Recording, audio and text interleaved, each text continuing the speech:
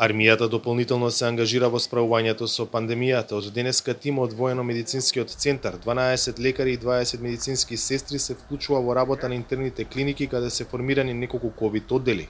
Во прво време армискиот медицински персонал ќе биде распореден во тријажниот центар на интерно, каде ќе врши прием на пациенти во ковид одделенијата.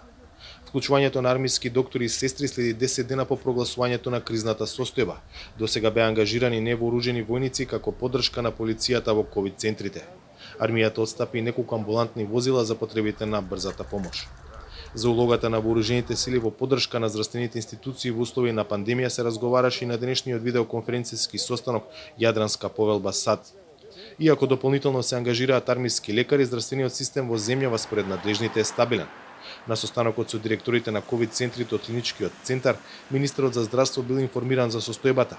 Утврдено е дека изминатата недела е достигнат пикот на бројот на хоспитализирани пациенти и дека веќе има благ пад на хоспитализирани на дневно ниво. Очекуваме во наредниот период да има повеќе испишани отколку примени пациенти. На инфективните оддели има се повеќе слободни места. Секако следиме состојбата од ден на ден и подготвени сме за секој сценарио. Доколку овие прогнози не се остварат, имаме на располагање и нови оддели и дополнителни болнички капацитети кои се спремни да се отворат, рекол Филипче на состанокот со директорите на ковид центрите, информираат од Министерството за здравство. За Гласот на Америка, од Скопје, Владимир Мирчевски.